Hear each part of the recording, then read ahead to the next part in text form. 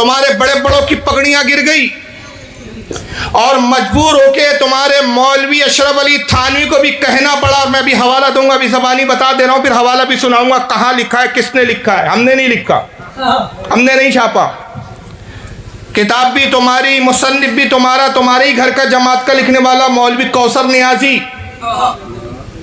وہ لکھتا ہے کہ جب اعلیٰ حضرت امام احمد رضا کا وصال ہوا، خبر آئی تو مولوی اشرف علی تھانوی نے کہا کہ گو وہ ہمیں کافر کہتے تھے، عشق رسول کی بنیاد پہ کہتے تھے، اگر مولانا احمد رضا مجھے کافر نہ کہتے تو خود کافر ہو جاتے، خود اقرار ہے۔ تو بھائی تمہارے مولویوں نے تو خود اقرار کیا ہے کہ ان کی حالت کیا ہے، اعلیٰ حضرت کے سامنے کبھی آئے نہیں، کھڑے نہیں رہے، اور آج کے خود ان کے بڑے بڑے موجودہ علماء ہیں جو اعلیٰ حضرت کی تعریف کر رہے ہیں، یہ ایک الگ چیپٹر ہے۔ حال تو یہ ہے کہ ساری زندگی اشرف علی تھانوی کبھی اعلیٰ حضرت کے سامنے آیا ہی نہیں، گنگوہی صاحب کبھی نہیں آئے، تا زندگی اعلیٰ حضرت ان کو للکارتے رہے۔ حفظ الایمان یہ کتاب ہے جس پر اعلیٰ حضرت نے ان کو فتویٰ لگایا تھا، یہ چھٹاک بھر کا کتابچہ، چھٹاک بھی زیادہ بول دیا، 10 گرام بھی وزن نہیں ہے، یہ ساتھ پہ لے کر آیا ہوں۔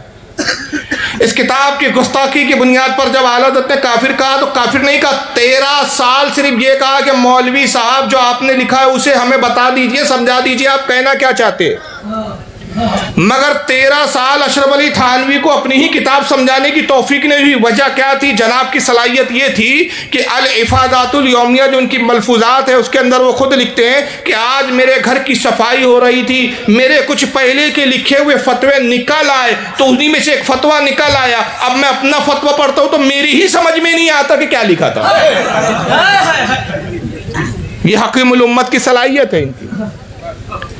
برادری کے شیخ تھے، برادریاں ہوتی ہے نا، تقریر سمجھ میں آ رہی ہے نا، بہت آسان اردو میں بولنے کی کوشش کر رہا ہوں۔ جیسے پٹھان ایک برادری ہے، سید ایک برادری ہے، رسول اللہ کے جو خاندان کے وہ سید کہلاتے ہیں، پٹھان برادری ہے، شیخ ہے، مغل ہے، انصاری ہے، منصوری ہے، اس میں ایک برادری ہوتی ہے شیخ۔ تھانوی صاحب شیخ برادری سے تعلق رکھتے تھے۔ تھانوی صاحب ایک دن خود کہتے ہیں الافادات الیومیہ تمہاری ہی کتاب، حوالہ دکھانے کی ذمہ داری میری، ہم تو حوالوں سے بولتے ہیں، ہوائی فائر نہیں کرتے تمہاری طرح، بول دیا منہ میں آیا بک دیا، ایسا نہیں ہے معاملہ۔ خود مولانا اشرف علی تھانوی کہتے ہیں کہ یہ شیخ برادری ہوتی ہے کہ انتہائی خبیث لوگ ہیں۔ تو مرید نے فوراً کہا حضور آپ بھی تو شیخ ہے، کہا میں کون سا کم خبیث ہوں، میں بھی تو خبیث ہی ہوں۔ تو تھانوی صاحب کو خود اقرار تھا کہ میں خبیث ہوں، اور تھانوی صاحب کو تو خود عالم یہ تھا، خود لکھتے ہیں 5 سال کی عمر تھی میری، میرے بھائی بڑے بھائی تھے، ایک دن آئے، وہ بڑی عجیب عجیب شرارتیں سوچتی تھی ہم دونوں بھائیوں کو، وہ بھی شرارت کرتے، میں بھی شرارت کرتا۔ یہ بھی الافادات الیومیہ میں لکھنے والے خود تھانوی صاحب ہے، بریلی کے کوئی مولانا نے نہیں لکھا، تم ہی چھاپ رہے ہو، چھپی بھی تمہارے یہاں سے۔ لکھتے 5 سال میری عمر تھی، بھائی اور ہم بڑے شرارتی تھی، بھائی کو یہ سوچا کہ وہ آئے اور میرے سر پر پیشاب کر دیا۔ چلو بھائی نے کر دیا، بھائی تو کوئی مولانا نہیں تھے، مجدد نہیں بننے والے تھے، عام آدمی تھے، آپ تو عالم بننے والے تھے، مجدد بننے والے تھے، آپ تو حکیم الامت بننے والے تھے، تو آپ تو بھیا ایک جماعت کے ولی بننے والے تھے، تو آپ برداشت کر لیتے، معاف کر دیتے۔ تو تھانوی صاحب کہتے نہیں، میں نے بھی کھنس پال لی کہ بدلہ لے کر رہوں گا۔ تو موقع کی تلاش میں تھا، ایک دن ہوا یہ کہ بھائی کھڑے ہوئے تھے، میں پیچھے سے آیا اور ان کے سر پہ کھڑے ہو کر پیشاب کرنے لگا۔ یہ حکیم الامت کی حالت تھی۔ تو اندازہ لگائیے شیطان کون تھا اور شیطانی کام کر کون رہا تھا، سمجھ رہے آپ؟ اور کچھ شیطانوں کا تعارف کراؤں؟ تھانوی صاحب کی کتاب ہے حکایات اولیاء۔ تھانوی صاحب لکھتے ہیں کہ تھانہ بھون میں ایک دن بڑا مجمع لگا ہوا تھا، تھانہ بھون خانقاہ تھی رشید احمد گنگوہی صاحب کی، وہ کیا نام ہے ان کی، قاسم نانا توی صاحب کی، گنگوہا کی خانقاہ، تھانہ بھون نہیں، گنگوہا، رشید احمد گنگوہی کی خانقاہ میں، پیر لوگ تھے نا بھائی یہ۔ اچانک رشید احمد گنگوہی صاحب نے مولانا قاسم نانا توی سے کھٹیا کی طرف اشارہ کر کے کہا حضرت یہاں لیٹ جائیے۔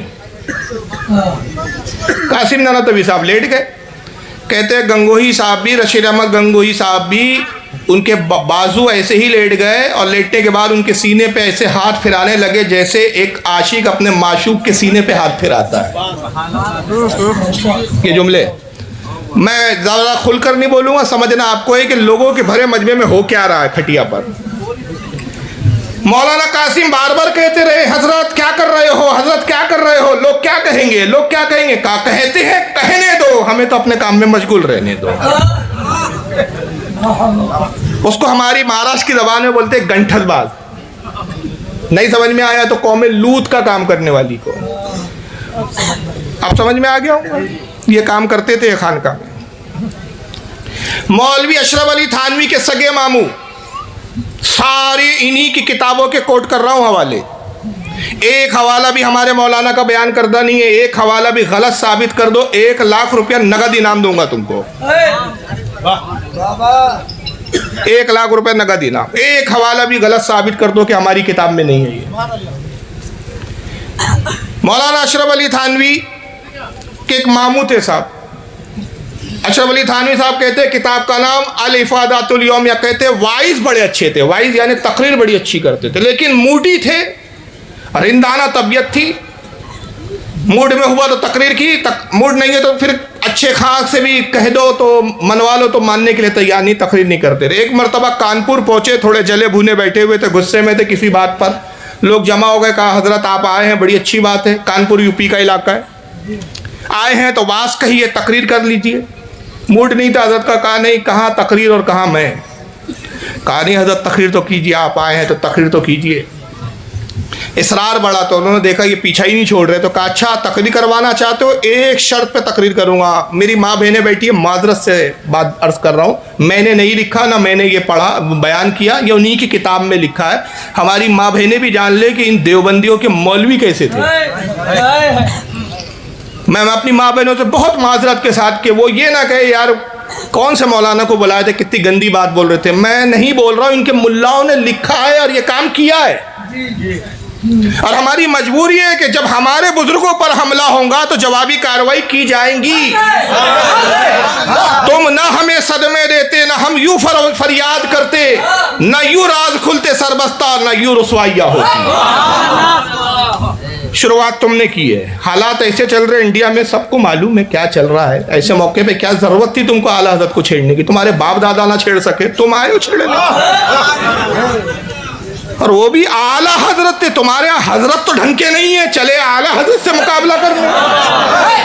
تمہارے یہاں تو حضرت ڈھنگ کے نہیں ہے بھائی. تو بہرحال تھانوی صاحب کہتے ہیں ماموں جان کا موڈ نہیں تھا. لوگ اصرار کرنے لگے حضرت واز کہیے, تقریر کیجیے. تو ماموں جان نے کہا کہ ایک شرط پر تقریر کروں گا. پیچھا چھڑانے کے لیے دیکھو ترتیب کیا بیان کر رہے ہیں. کہتے شرط یہ ہے کہ مسجد میں تقریر ہوں گی, میں بازار سے گھوم کر ہوتا ہوا آؤں گا اور اس طرح آؤں گا, اس انداز میں آؤں گا کہ پیچھا مجمع ہو. بھائی میں ابھی آیا, پیچھے مجمع کیا کر رہا تھا بتائیے, بولیے. کس کا نعرہ لگ رہا تھا؟ نہیں بھائی, پہلا نعرہ تھا نعرہ تکبیر اللہ اکبر. چل رہا ہے, خیر میں عالم نہیں کہتا, آپ مجھے عالم کو مان کرتے ہیں. اہل سنت کا ایک خادم چل رہا ہے, دین کا ایک مبلغ چل رہا ہے, آپ اللہ کی بلندی بیان کر رہے ہیں. نعرہ تکبیر اللہ اکبر, اللہ بہت بلند ہے. کیوں بھائی آپ عالم کے آنے پر نعرہ تکبیر اللہ اکبر کہہ رہے ہیں؟ اللہ کی تعریف کیوں بیان کر رہے؟ مطلب یہ ہے کہ اللہ کا کرم ہے, اللہ بڑا ہے جس نے ہمیں ایسا دین عطا کیا اور ایسے دین میں ایسے علماء رکھے. نعرہ رسالت یا رسول اللہ, اس رسول پہ ہم فدا نہ ہو جائے کہ جن کے دین حق کو ہم نے جان لیا. مسلک اعلیٰ حضرت زندہ باد, کہ اس مسلک نے ہمارا ایمان بچا لیا. یہی ہوتا ہے نا. لیکن یہ جناب دیکھیے کیا نعرے لگوا رہے ہیں, کیونکہ ان کے نعرے لگانا بدعت ہے. تو ماموں جان کہتے ہیں اشرف علی تھانوی صاحب کے کہ میں بازار سے ہوتا ہوا مسجد تک آؤں گا, پیچھے مجمع لگا ہوا, اور وہ اس عالم میں میرے پیچھے پیچھے چلے کہ آگے میں برہنہ رہوں گا, ننگا, اور میرے سامنے کا عضو تناسل ایک شخص پکڑ کے کھینچ رہا ہو. اب اس سے اچھے اور مؤدب الفاظ میرے پاس نہیں ہے. بنگلہ میں کیا بولتے ہیں بعد میں آپ اپنے مولانوں سے پوچھ لینا. سامنے کی گھنٹی رہتی ہے نا, اس کو کھینچے کوئی. یہ تھانوی صاحب نے لکھا ہے, کسی بریلی کے مولانا نے نہیں لکھا ہے. सामने से एक शख्स, एक लड़का मेरा, वो खींचे उज़्वे तनासुल और पीछे से लोग उंगली करे, जो गलाजत की जगह होती है, और मजमा नारा लगाए, भड़वा है रे भड़वा, भड़वा है रे भड़वा, भड़वा है रे भड़वा, तो तकरीर करूं। देखो शैतान है कौन? तुम्हारे अपने खानकाओं में कितने शैतान छुपे हुए, जरा खुद देखो तुम। और तुम उस आला हज़रत की बात कर रहे हो। तुम्हारा हकीमुल उम्मत अशरफ अली थानवी 5 साल की उम्र में अपने भाई के सर पे पेशाब कर रहा था, मगर हमारे इमाम को देखो 3 साल की उम्र है, 5 साल की उम्र नहीं। हमारे यहाँ का 3 साल का बच्चा हप्पा मम्मा दादा चच्चा इससे ज़्यादा नहीं बोलता, मगर कुर्बान जाइए अपने इमाम पर। आला हज़रत खुद फरमाते, हयात आला हज़रत में अल्लामा ज़फ़रुद्दीन बिहारी रहमतुल्लाह ताला अलैह नकल करते कि आला हज़रत कहते 3 साल मेरी उम्र थी, मैं अपने घर के सामने चबूतरे पे बैठा हुआ था, घोड़े पर एक शख्स आए, अरबी मालूम होते थे, अरबी लिबास था, हुलिये से अरबी नजर आते थे, उर्दू बोलना नहीं जानते थे। उन्होंने मुझे सलाम किया और फिर अरबी में गुफ्तगू की और मुझसे कहा, क्या नकी अली के बेटे हो तुम? मैंने कहा जी मैं मौलाना नकी अली का बेटा हूँ। क्या तुम मौलाना रजा अली के पोते हो? कहा मैं मौलाना रजा अली का पोता हूँ। आलत कहते कि वो अरबी में मुझसे सवाल करते रहे, मैं जवाब देता रहा। 45 मिनट मुझसे अरबी में गुफ्तगू की और मैंने अरबी में जवाब दिया।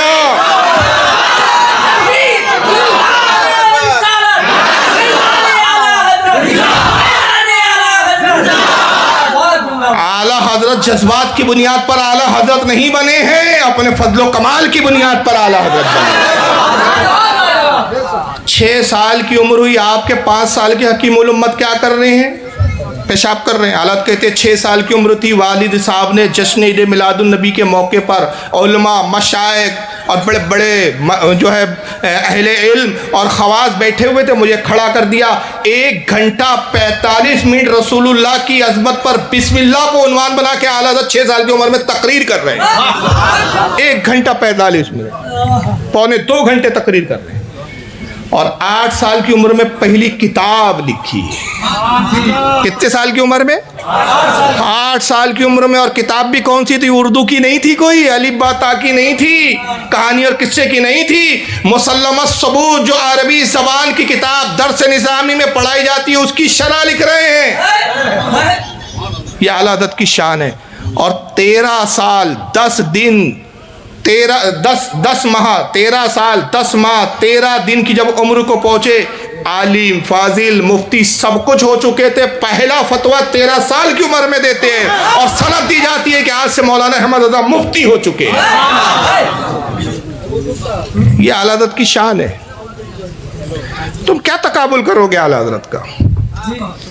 आला हज़रत एक यूनिवर्सिटी का नाम है, आला हज़रत इल्म के हिमालय का नाम है। और ये हम नहीं कहते, अगर मैं तुम्हारे मौलियों की इबारतें और उनकी किताबों के हवाले पेश करूँ ना कि उन्होंने खुद आला हज़रत के बारे में क्या लिखा है, एक लंबी फहरिस्त हो जाए।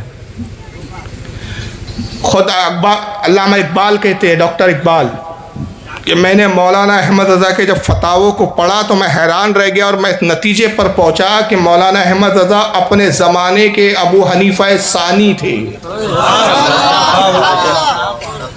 बहरहाल मैं अभी आगे कुछ बयान सुनाऊंगा, लेकिन आइए अब देवबंदियों का भी ज़रा दावा सुन लीजिए कि उनका क्या दावा है।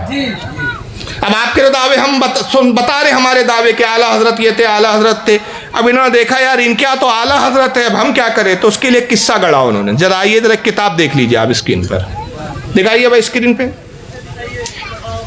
देख रहे हैं। और ये ओरिजिनल साथ में लाया हूँ भाई। लैपटॉप सिर्फ इसलिए होता है कि तुम जैसे मनुष्यों को, यानी वहाबियों से कह रहा हूँ, वहाबी जैसे मनुष्यों को दिखा दो, पढ़ लो अपने बाप दादाओं की इबारतें क्या लिखी है, और यहाँ यकीन ना हो तो यहाँ देख लो। किसको मानोगे यार? कौन सी दलील ला के? तुम वो कौम के लोग मालूम होते हैं कि आने वाला आया, मोहम्मद तुम नबी हो? हाँ मैं नबी हूँ, बेशक मैं नबी। उस दरख्त को बुलाओ। सरकार ने कहा दरख्त आ जा, मैं अल्लाह का नबी तुझे हुक्म देता हूँ। दरख्त आ गया, वहां पर भेज कर बताओ, ए दरख्त वापस चला जा। दरख्त चला गया, अब तो ईमान ला, मोहम्मद तुम तो जादूगर हो। फिर आता है, ए मोहम्मद तुम नबी हो? बेशक मैं नबी हूँ। चांद के टुकड़े करके दिखाओ। अच्छा ये ले, टूट गया। دیکھ رہا چاند, محمد جوڑ کے بتاؤ. توڑنا تو آسان ہے, جوڑنا مشکل ہے. توڑنا آسان ہے, جوڑنا. بھائی موبائل کو توڑنے میں بچہ بھی توڑ دے گا. میں کہوں گا بیٹا اس موبائل کو توڑو, بچہ لے گا زور سے پتھر پہ پٹکے گا, موبائل ٹوٹ جائے گا. اور اسی بچے سے کہو بیٹا موبائل جوڑ کے بتاؤ, بچہ کیا اس کا باپ بھی نہیں جوڑ سکے گا. جوڑنا مشکل ہے, توڑنا. محمد توڑ دیا, چاند کے ٹکڑے کر دیے, ٹھیک ہے جوڑ کے بتاؤ. اچھا یہ لے, اشارہ کیا, جوڑ. اب تو نبی مان ہے محمد, تم تو جادوگر ہو. پتا ہے نا کون تھا, اسی کی نسل سے. لیپ ٹاپ پہ دیکھو, نہیں چھوٹی ہے. ابے تو یہ دیکھ, نہیں فاروق بابا آپ تو لیپ ٹاپ بابا ہو. یہ مانے گا کبھی نہیں. کتاب کا نام البراہین القاطعہ, لکھنے والے مولوی رشید احمد گنگوئی کے حکم سے لکھی گئی. بامر ہے لکھا ہوا وہاں, بامر حضرت بقیت السلف. القابات دیکھو ان کے, بقیت السلف, حجت الخلف, اور فلاں مولانا رشید احمد گنگوئی صاحب. ان کے حکم سے کس نے لکھی؟ خلیل احمد امبیٹوی نے. تعارف سن لو ورنہ کل کیا کہیں گے, یہ تو ہمارے باپ دادا ہی نہیں تھے. اچھا یہ بھی ایک بڑی بیماری ہے اس فرقے میں, وقت آنے پہ اپنے ابا کا انکار کر دیتے ہیں. بھائی آپ کے ابا نے کہا, نہیں ہمارے ابا نہیں ہے یہ. اور یہ ان کی بدنصیبی ہے کہ جب ان کا مولوی پھنس جاتا ہے تو یہ اپنے مولوی کا دامن چھوڑ دیتے ہیں. اور یہ ہم اہل سنت کی حقانیت ہے. تم 1000 اعتراض کرو اعلیٰ حضرت پر, ہم کبھی نہیں کہتے اعلیٰ حضرت ہمارے نہیں, ہم کہتے اعلیٰ حضرت ہمارے ہیں, ہمارے امام ہیں, بزرگ ہیں. انہوں نے کہا, خدا کی قسم سچ کہا, ہم ثابت کرنے کے لیے تیار ہیں کہ جو کچھ کہا قرآن و حدیث کی روشنی میں کہا, ہم ثابت کریں گے. ہم دامن نہیں چھوڑتے اپنے بزرگوں کا.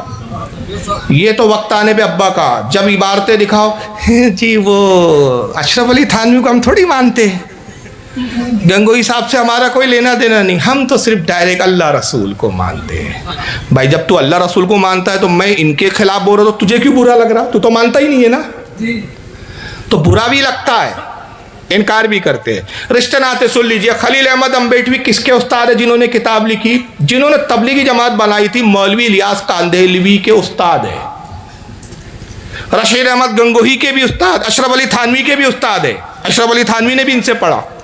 رشید احمد گنگوہی کے شاگرد ہے. اور رشید احمد گنگوہی وہ ہے جو تبلیغی جماعت کے بانی مولانا الیاس کاندھلوی صاحب کے پیر صاحب ہے. اب کتاب میں کیا لکھا گیا, یہ صفحہ نمبر 63 دیکھیے ذرا, ان کے مولویوں کے حالات اور دعوے دیکھ لیجیے. کہتے ہیں مدرسے دیوبند کی عظمت حق تعالیٰ کی درگاہ پاک میں بہت ہے. سہارنپور یوپی میں ان کا سب سے بڑا مدرسہ ہے دیوبندیوں کا, وہابیوں کا, جس کا نام ہے مدرسہ دارالعلوم دیوبند. اس کے بارے میں کہتے ہیں کہ مدرسہ دیوبند کی عظمت حق تعالیٰ کی درگاہ پاک میں بہت ہے. یعنی اللہ کی بارگاہ میں اس مدرسے کی بڑی عزت ہے, اللہ کو بڑا محبوب ہے وہ مدرسہ. کیوں مدرسہ محبوب ہے؟ کہتے ہیں 100 عالم یہاں سے پڑھ کر گئے. 100 یعنی کئی سو عالم اس مدرسے سے پڑھ کر چلے گئے, اور خلق کثیر کو ظلمات ضلالت سے نکالا. ایک بڑی جماعت کو, ایک بڑی تعداد کو گمراہی سے بچایا, گمراہی سے نکالا. یہی سبب ہے. کہتے یہی وجہ ہے کہ ایک صالح یعنی ایک نیک بزرگ کا نام اتا پتہ کچھ نہیں ہے, اس سے پتہ چل رہا ہے یہ خواب کتنا بڑا جھوٹا ہے. ایک صالح فقر عالم علیہ السلام کی زیارت سے خواب میں مشرف ہوئے. کہتے یہی وجہ ہے کہ ایک بزرگ کے خواب میں رسول اللہ تشریف لائے. سرکار خواب میں آئے تو آپ کو اردو میں کلام کرتے دیکھ کر پوچھا, آپ کو یہ کلام کہاں سے آ گئی؟ وہ بزرگ نے حضور کو دیکھا کہ حضور تو اردو میں بات کر رہے ہیں. تھانوی خلیل احمد صاحب لکھتے ہیں امبیٹوی, اشرف علی تھانوی کے استاد, قاسم نانوتوی کے بھی جو ہے ساتھ کے ہم عصر ہے, رشید احمد گنگوئی صاحب کے شاگرد. حضور اردو میں بات کرنے لگے بزرگ سے تو بزرگ حیران ہو گئے. تو کہتے ہیں کہ بزرگ نے پوچھا, یا رسول اللہ آپ کو یہ اردو کلام کہاں سے آ گئی؟ آپ تو عربی ہے, آپ تو عرب کے رہنے والے, عربی زبان بولتے, آپ کو اردو کہاں سے آ گئی؟ فرمایا, کس نے فرمایا؟ رسول اللہ نے. رسول اللہ نے فرمایا کہ جب سے علماء مدرسے دیوبند سے ہمارا معاملہ ہوا ہم کو یہ زبان آ گئی. سبحان اللہ, اس سے رتبہ اس مدرسے کا معلوم ہوا. ماشاء اللہ, استغفر. یہ گستاخی نہیں ہے نبی کی شان میں؟ بولیے, یہ نبی کی عظمت ہے کہ گستاخی ہے؟ بتائیے. گستاخی ہے. کیا دعویٰ کیا جا رہا ہے کتاب میں؟ ہمارے مدرسے کے علماء کا یہ حال ہے، ہمارے دیوبند کے مدرسے کے ٹیچر علماء اتنے ہائی فائی ہے، اتنے اونچے ہیں کہ ان کا حال یہ ہے صاحب کہ رسول اللہ مدرسے دیوبند میں آنے جانے لگے۔ حضور کہہ رہے ہیں کہ جب سے مدرسے علماء دیوبند سے میرا تعلق ہوا، ان سے معاملہ ہوا، ان کی صحبت میں آ کے بیٹھنے اٹھنے لگا تو میرے کو یہ زبان آ گئی، یعنی دیوبند کے ان ٹیچر مولویوں نے رسول اللہ کو اردو سکھائی۔ اس سے پہلے حضور کو اردو نہیں آتی تھی۔ تو سرکار صلی اللہ علیہ وسلم کو اللہ تعالیٰ نے اردو نہیں سکھائی تھی، دیوبند کے مدرسوں نے سکھائی، دیوبند کے مدرسے کے مولویوں نے سکھائی۔ پھر کہتے ہیں اس سے رتبہ مدرسے کا معلوم ہوا۔ سبحان اللہ، اس مدرسے کا رتبہ کیا کہنا کہ جہاں رسول اللہ شاگرد بن کر اردو سیکھنے آئے، باذ اللہ پڑھنے آئے اردو۔ گستاخی ہے نا۔ قرآن سے پوچھو ہے قرآن ذرا تو بتا یہ کتنے سچے ہیں؟ تو قرآن کہتا ہے الرحمن علم القرآن خلق الانسان علمہ البیان۔ اللہ کہتا ہے میں ہی رحمان ہوں اور میں نے اپنے محبوب پر قرآن اتارا، انسانیت کی جان محمد کو پیدا کیا اور اس کو کلام کرنا سکھایا۔ اللہ کہتا ہے میں نے سکھایا اپنے محبوب کو کلام کرنا، علمہ البیان، بیان کرنا میں نے سکھایا۔ دیوبند کا مولوی بولتا ہے نہیں اے اللہ تو نے سکھایا ہوگا لیکن اردو چھوڑ دیا تھا وہ ہم نے سکھایا۔ معاذ اللہ، استغفر اللہ۔ اے قرآن تو بتا تیرے نبی کا پڑھانے والا کون ہے؟ کائنات میں کوئی ہے جو رسول کو پڑھا دے؟ رسول پڑھانے آئے تھے کہ پڑھنے آئے تھے؟ بولو بولو، پڑھانے آئے تھے؟ پڑھنے سکھانے آئے تھے کہ خود سیکھنے آئے تھے؟ سکھانے آئے تھے۔ اگر حضور کا دنیا میں کوئی استاد ہو جائے تو وہ حضور سے بڑا مرتبے پہ آ جائے، اور حضور سے بڑا کوئی کائنات میں اللہ کے بعد کسی کا مرتبہ نہیں۔ بعد از خدا بزرگ تو ہی قصہ مختصر۔ اور یہ بتائیے جاہل اور ان پڑھ ہونا یہ ہنر ہے کہ خوبی ہے؟ ارے خوبی بھی نہیں ہے، ہنر بھی نہیں ہے۔ میں نے گما ہے آپ کو، میں دیکھ رہا ہوں کتنے بیدار ہیں، سو رہے ہیں کہ جاگ رہے ہیں، زیادہ رات ہوئی نہیں۔ یہ عیب ہے۔ ان پڑھ ہونا کیا ہے؟ قرآن میں جو امی کہا، امی کے معنی یہ نہیں ہے کہ آپ ان پڑھ تھے، امی کے معنی یہ علماء نے بیان کیے کہ آپ دنیا میں کسی سے نہیں پڑھے۔ تو پڑھانے والا کون؟ تو قرآن کہتا ہے میں بتاتا ہوں کون پڑھانے والا ہے نبی کو۔ اللہ فرماتا ہے کہ اللہ ما کانا، کیا ہے وہ؟ نہیں یار، وہ آیت کا مفہوم یہ دیکھیں، آیت یاد نہیں آ رہی ہے مجھے، بھی ذہن میں نہیں آ رہی ہے۔ اللہ فرماتا ہے حبیب وَعَلَّمَكَ مَا لَمْ تَكُنْ تَعْلَمْ، رب فرماتا ہے میرے محبوب ہم نے سب کچھ وہ سکھا دیا جو تو نہیں جانتا تھا، جو نہیں تجھے معلوم ہم نے سکھایا۔ تو ایسی کوئی چیز ہی نہیں جو ہم نے سکھایا نہ ہو، اور ایسی کوئی چیز بچی نہیں جو تو جانتا نہیں تھا اور ہم نے بتایا نہ ہو۔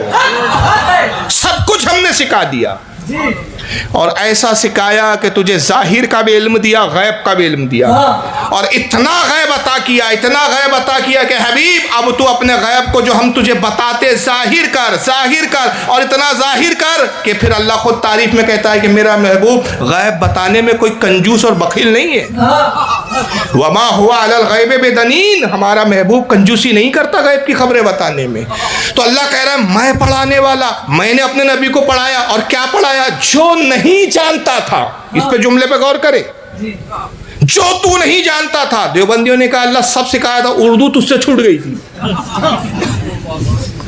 1300 سال تک رسول انتظار کرتے رہے کب دیوبند کا مدرسہ کھلے اور میں جا کے ایڈمیشن لوں۔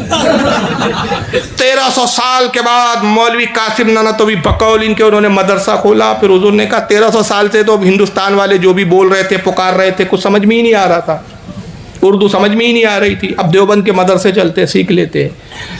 تو دیوبند کے ٹیچر مولویوں سے اردو حضور نے سیکھی۔ ماشاء اللہ۔ 2 روایت سناتا ہوں میں، میرے نبی کا علم کیا ہے، صرف 2 روایت۔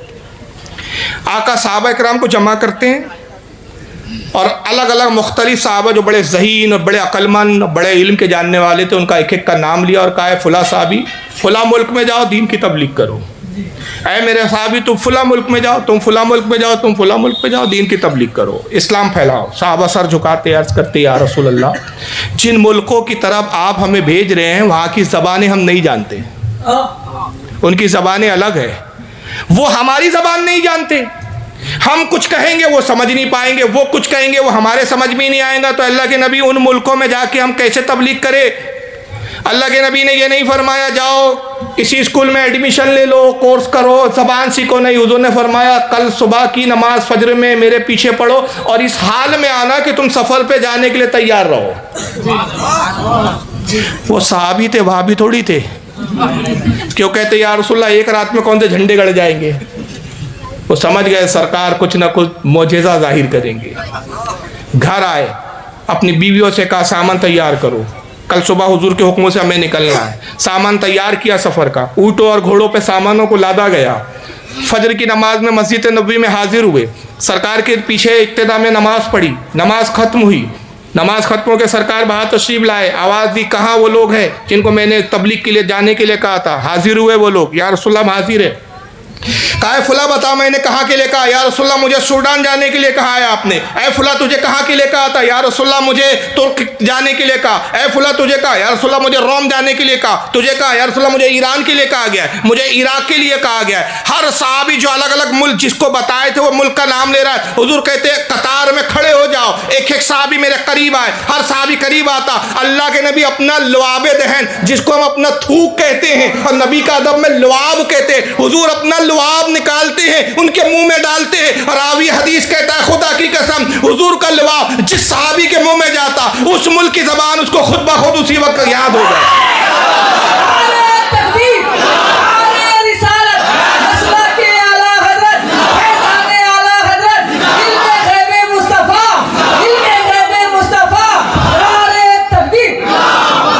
کیا سمجھ میں آیا آپ کے بھائی؟ ارے میرے نبی کی شان و عظمت وہ ہے, اللہ نے وہ اختیار دیا جس کو اپنا لعاب دے دے اس کو اس ملک کی زبان عطا کر دے. تو جو لوگوں کو زبان عطا کرتا ہو, اردو سے خود محروم تھا کہ ٹیچر مولوی اردو سکھا رہے ہیں جن کو استنجا کرنے کا بھی طریقہ نہیں پتا تھا, یہ مولوی اردو سکھائیں گے رسول اللہ. سرکار مدینے میں صحابہ کے ساتھ سیر کے لیے نکلتے ہیں. سامنے سے ایک اونٹ آ رہا ہے. اللہ کے نبی نے اس اونٹ کو دیکھا, اونٹ حضور کے قریب آنے لگا. صحابہ نے عرض کیا یا رسول اللہ آپ ہٹ جائیں یہاں سے, یہ اونٹ پاگل ہے, دیوانہ ہے, یہ مجنون ہو گیا ہے, پاگل ہو گیا ہے, یہ جس کو دیکھتا ہے کاٹ کھاتا ہے. اچھا, اور اونٹ بڑا خطرناک ہو جاتا ہے جب پاگل ہوتا ہے, منہ بڑا ہوتا ہے, دانت بڑے نوکیلے ہوتے ہیں, اور کسی کو اگر پکڑے تو جبڑے اکھاڑ لے, کندھا پکڑے تو کندھا اکھاڑ دے, اتنا خطرناک ہو جاتا ہے اونٹ. یا رسول اللہ یہ کئی لوگوں کو زخمی کر چکا ہے, کئی لوگوں کو نقصان پہنچا چکا ہے.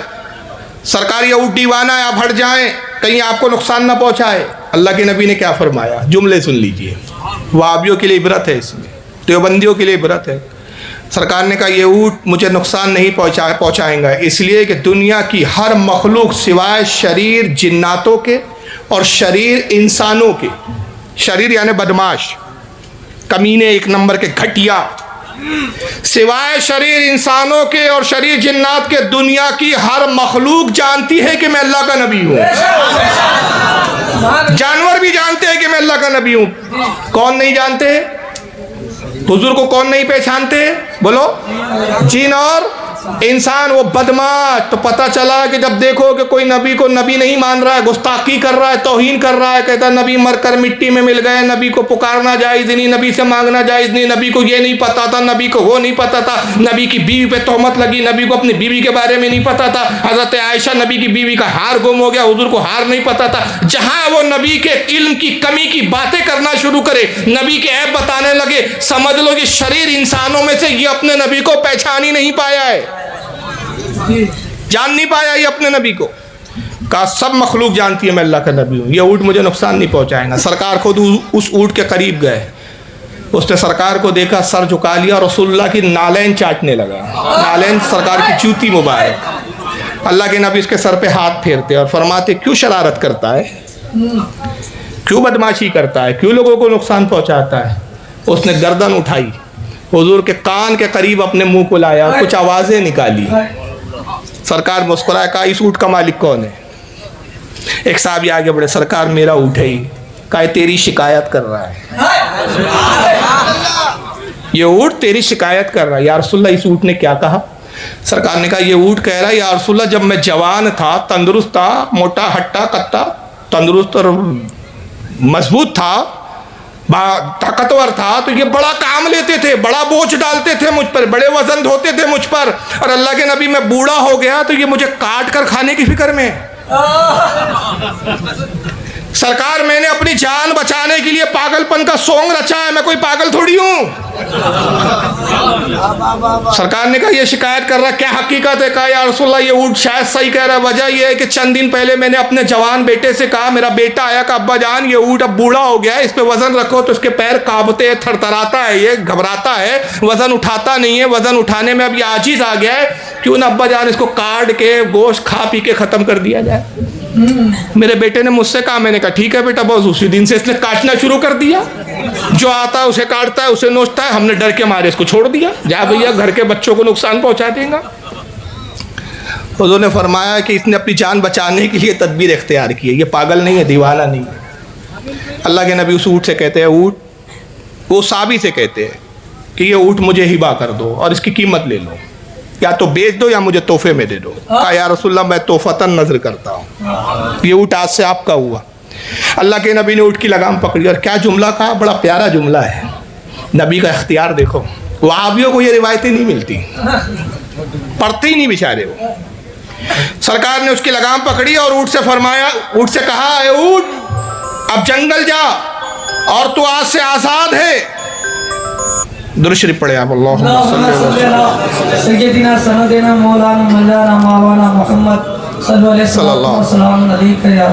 सल्लल्लाहु तबारक व तआला। ऊँट की लगाम पकड़ी और आपने कहा, ऊँट जा, आज से मैंने तुझे आज़ाद किया, जंगल में जा, जो खाना है खा, जो चरना है चर, जो पीना है पी। कोई दरिंदा, कोई जंगल का ऐसा जानवर जो शिकार करता है तेरा शिकार नहीं करेगा, तुझे नुकसान नहीं पहुंचाएगा, इसलिए कि तुझे मोहम्मद सल्लल्लाहु अलैहि वसल्लम ने आज़ाद कर दिया। तो पता चला कि दरिंदे भी जानते हैं कि जो मोहम्मद के आज़ाद करदा गुलाम होते हैं उन्हें नुकसान नहीं पहुंचाना है। ये कौन से वहाबी दरिंदे हैं जो नबी को नहीं पहचान रहे हैं, तौहीन कर रहे हैं? ये कौन से दरिंदे हैं? ये दो टांग वाले, चार टांग वाले जंगल के दरिंदे भी जानते हैं नबी का ऊँट है, नबी का आज़ाद करदा है, खाना नहीं है, नुकसान नहीं पहुंचाना है। रावी हदीस कहते, खुदा की कसम हमने उसको जंगल में, उस ऊँट को इस आलम में भी देखा है कि जब वो ऊँट जंगल में जाता तो शेर, भेड़िए, दूसरे जानवर दूर होते और आपस में कहते ये रसूलुल्लाह का आज़ाद करदा ऊँट है, दूर हट जाओ।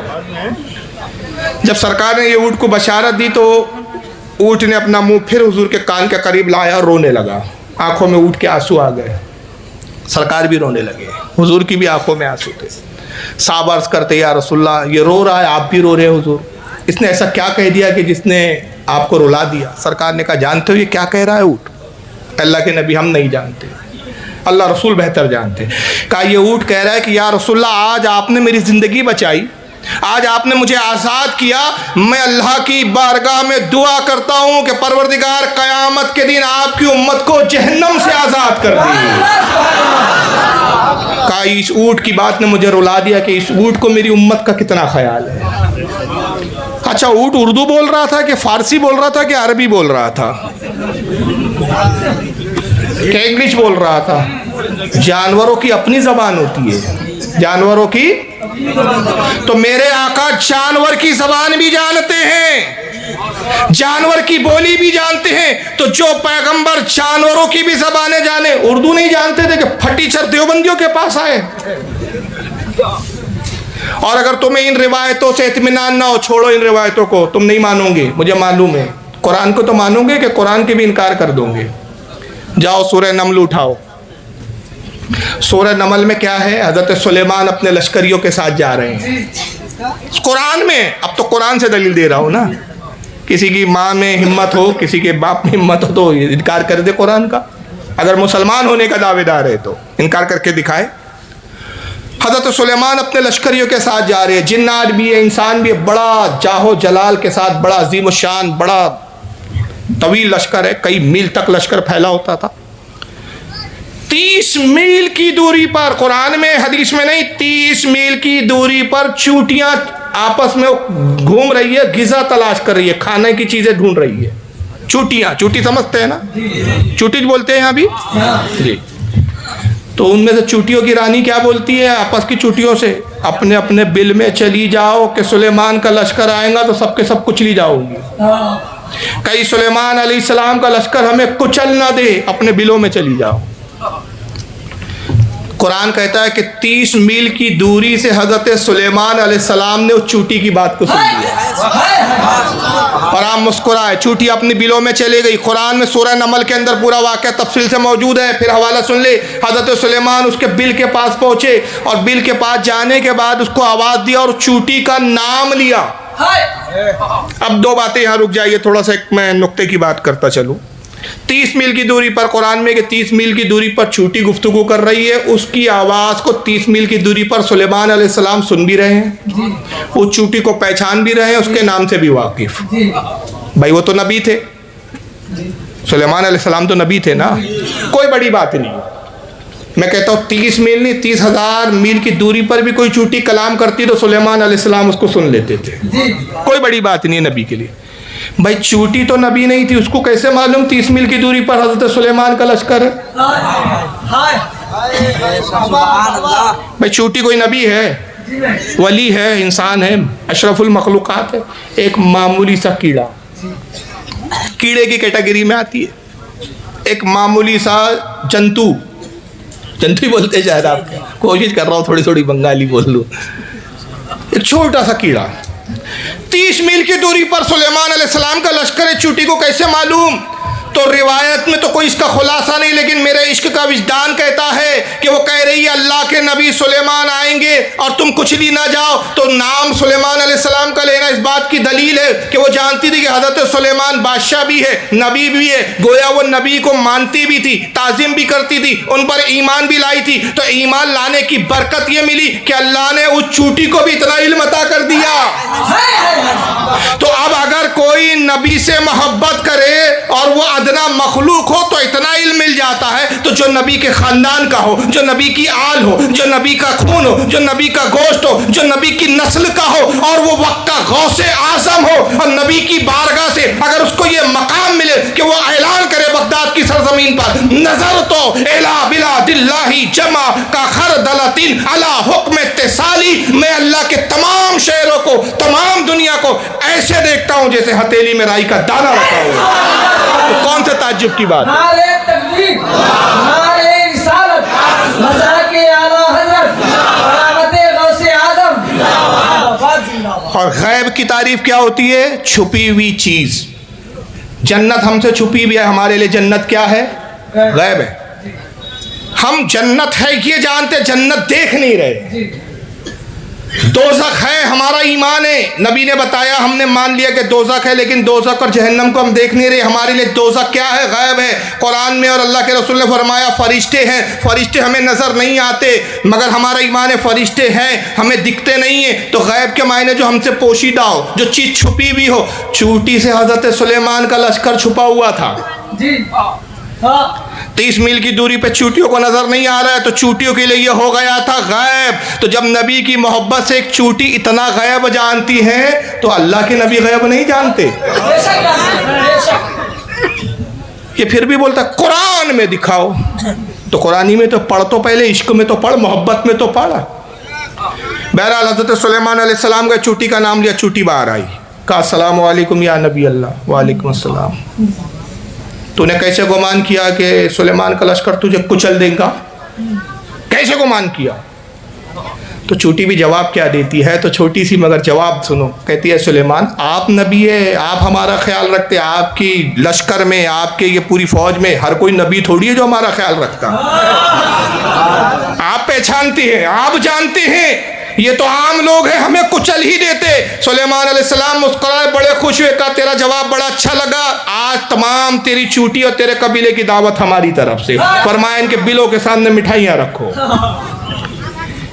ایک چوٹی تو بہت چھوٹی سی چیز ہے، آپ کے گھر میں بکری ہو، بلی ہو، کتا ہو، لے جاؤ اور وہابی کے ملا کے کان کے پاس لے جاؤ اور اس کی دم ہلاؤ، جانور کی وہ آواز نکالے، ڈھونڈ ہاں ڈیچو بچو جو بھی. بولا کیا بول رہا ہے مولوی صاحب ذرا بتاؤ، اتنا پڑھ کے آئے ہو دارالعلوم دیوبند سے جہاں سے اردو سیکھ کر حضور گئے، आप बताओ ये जानवर बोल क्या रहा है? जानवर की बोली मुझे नहीं आती। खबीर जिसकी आवाज सुन रहा है उसकी जबान नहीं जानता तू, मगर सुलेमान अलैहिस्सलाम चूटी की आवाज महसूस नहीं होती, सुनाई नहीं देती। 30 मील की दूरी पर चूटी की आवाज सुलेमान सुन ले जो हमारे नबी के गुलाम है। तो जब गुलाम की जबान दानी का ये आलम है तो आका कितना जानते होंगे, कितनी जबानों पे महारत होंगे, कितना सुनते होंगे। और जब नबी का गुलाम सुलेमान 30 मील की दूरी पर सुने तो अगर मेरे मुस्तफ़ा मदीने से हम सुन्नियों की फरियाद सुने तो ताज्जुब क्या है। तो इमाम अहमद रज़ा पुकार उठे कि कहते हैं और कोई गैब क्या तुझसे नेहा हो भला, जब ना खुदा ही जुबा तुम पे करोड़ों दरूद और फरियाद जो उम्मती करे हाल जार में मुमकिन नहीं कि खैर बशर को खबर ना हो।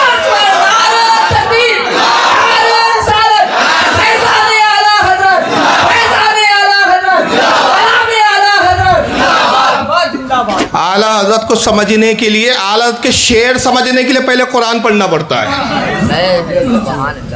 कसरे मीनारे रसा तो बहुत बुलंद काफी है, तुम इसके पहले जीनी पे चढ़ के दिखला दो। फतावे रसविया तो करामत है, हदायत बख्शिश पढ़ के बतला। हदायत बख्शिश ने समझने की औकात है। और चले बरेली में शैतान रहता है, बरेली में नहीं रहता, थाना भवन में देव भी रहता है और शैतान भी वहीं रहता है।